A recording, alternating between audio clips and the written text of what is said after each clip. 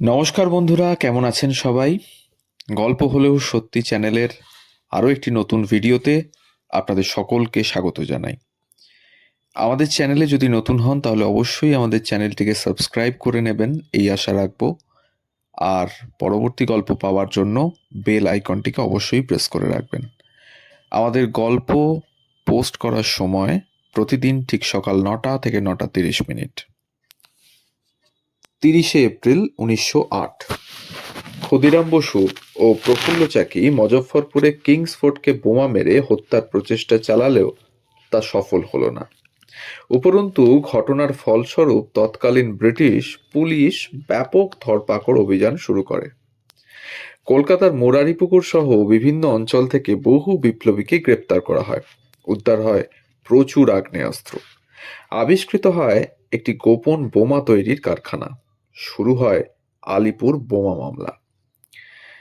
গ্রেপ্তার হওয়া বিপ্লবীদের মধ্যে ছিলেন কানাইলাল দত্ত, উল্লাসকর দত্ত, বারিন ঘোষ, অরবিন্দ ঘোষ, উপেন্দ্রনাথ বন্দ্যোপাধ্যায়, নরেন্দ্রনাথ গোস্বামী ওরফে নরেন গোসাই প্রমুখ। ভীরু ও দুর্বল চিত্তের নরেন পুলিশি অত্যাচার এড়াবার জন্য রাজসাক্ষী হতে সম্মত হন এবং পুলিশের কাছে বিপ্লবীদের বহু গোপন ডেরার সন্ধান দিতে থাকেন, যার সূত্র ধরে অন্যান্য অঞ্চল থেকেও বহু বিপ্লবীদের গ্রেপ্তার করা হতে থাকে। পুলিশের কাছে তার দেওয়া সাক্ষী আদালতে দাঁড়িয়ে স্বীকার করতে হতো। আর তাহলে অরবিন্দ ঘোষ, বারিন ঘোষ সহ একাধিক বিপ্লবীর ফাঁসি হয়ে যাওয়া অবশ্যম্ভাবী।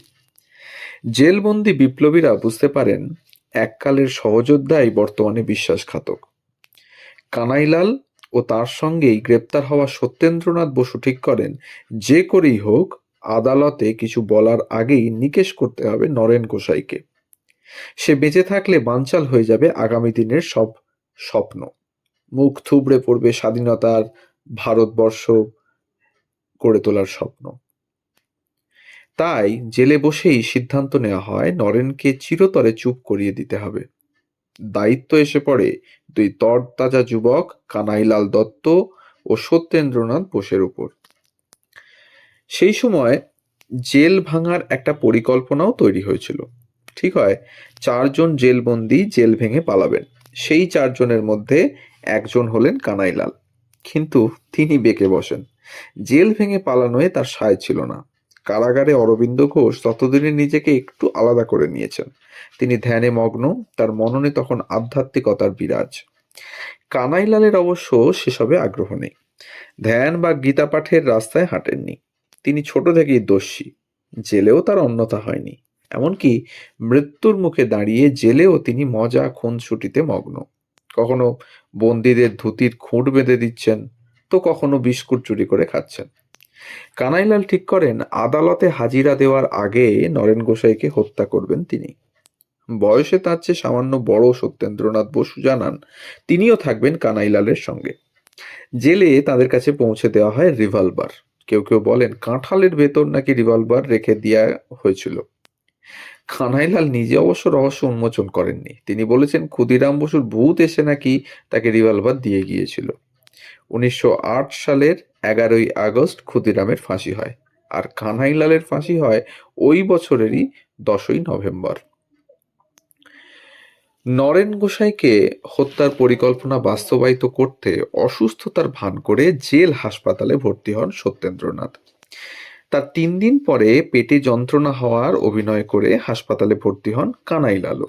শোনা যায় জেল হাসপাতালের এক চিকিৎসক তাদের প্রতি সহানুভূতিশীল ছিলেন। তিনি দুজনকেই ভর্তি করে নেন। সত্যেন্দ্রনাথ বিছানার মধ্যে লুকিয়ে রিভলভার হাসপাতালে নিয়ে গিয়েছিলেন। হাসপাতালে পুলিশি তল্লাশি তেমন হতো না। সত্যেন্দ্রনাথের তাই রিভলভার লুকিয়ে রাখতে খুব একটা সমস্যা হয়নি। কিন্তু কানাইলালের কাজটা সহজ ছিল না। পুলিশের এক সার্জেন্ট হিগিন্স তাকে বেশ সন্দেহের চোখে দেখতেন। শোনা যায় কানাইলাল তার জামার ভেতরে দড়ি দিয়ে বেঁধে রিভলভার হাসপাতালে নিয়ে গিয়েছিলেন। ততদিনে কানাইলাল আর এক মোক্ষম চাল চেলেছেন। পুলিশকে জানিয়েছেন তিনিও রাজসাক্ষী হতে চান। তিনি নরেন গোসাইয়ের চেয়েও বেশি তথ্য জানেন বলে পুলিশকে আশ্বাস দেন। সেই সঙ্গে বলেন সত্যেন্দ্রনাথকেও তিনি রাজসাক্ষী হতে রাজি করাবেন। ব্রিটিশ সরকার যা শুনে খুবই প্রসন্ন হয়। একদিন সকালে হাসপাতালে তাদের সঙ্গে দেখা করতে পাঠানো হয় নরেন গোসাইকে। সেই সময়কার কয়েকজন প্রত্যক্ষদর্শীর পুলিশের কাছে জমা দেওয়া এজাহার অনুযায়ী নরেনকে সামনে পেয়ে বিছানার ওপর বসে বালিশের তলা থেকে রিভলভার বার করে গুলি চালান সত্যেন্দ্রনাথ, কিন্তু সেই গুলি লক্ষ্যভ্রষ্ট হয়। নরেন ততক্ষণে বুঝে গিয়েছেন গোটাটাই পরিকল্পিত। ঘরের বাইরে দাঁড়িয়েছিলেন হিগেন্স, তাকে ডাকার চেষ্টা করেন নরেন। ততক্ষণে কানাইলালও গুলি চালিয়েছেন। নরেনের পিঠে যা বিঁধে যায়। পালানোর চেষ্টা করেন নরেন। আলিপুর সেন্ট্রাল জেল হাসপাতালে তাকে ধাওয়া করে কানাইলাল আর সত্যেন্দ্রনাথ তাকে ধরে ফেলেন। হিগিন্স সত্যেন্দ্রনাথকে জাপটে ধরে। সেখানেও দামাল কানাইলালের কীর্তি। হিগিন্সের তলপেট লক্ষ্য করে এক লাথি মারেন তিনি। মাটিতে ছিটকে পড়ে দুদে পুলিশ অফিসার। নরেনের পেছনে ধাওয়া করেন কানাইলাল ও সত্যেন্দ্রনাথ। ফের গুলি চালান কানাই। নর্দমায় পড়ে যান নরেন। লুটিয়ে পড়ল নরেনের নিথর দেহ বিপ্লবীদের প্রাণাধিক প্রিয় মাতৃভূমির বুকে। ধুলোর ওপর দিয়ে বয়ে চলল তার রক্ত। সম্পন্ন হলো বিশ্বাসঘাতকতার চরম শাস্তিদান, মৃত্যু।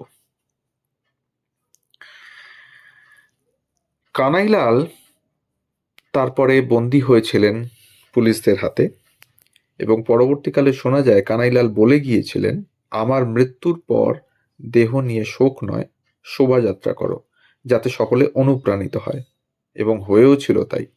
10ই নভেম্বর 1908 সে এক অবিস্মরণীয় দিন।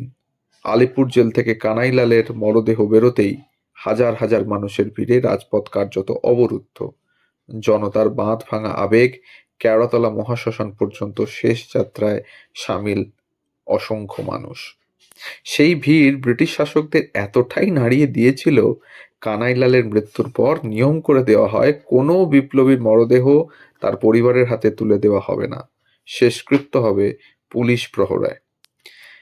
যে কারণে কয়েকদিন পরেই সত্যেন্দ্রনাথ বসুর ফাঁসির পর মরদেহ পরিবারের সদস্যদের হাতে তুলে দেওয়া হয়নি।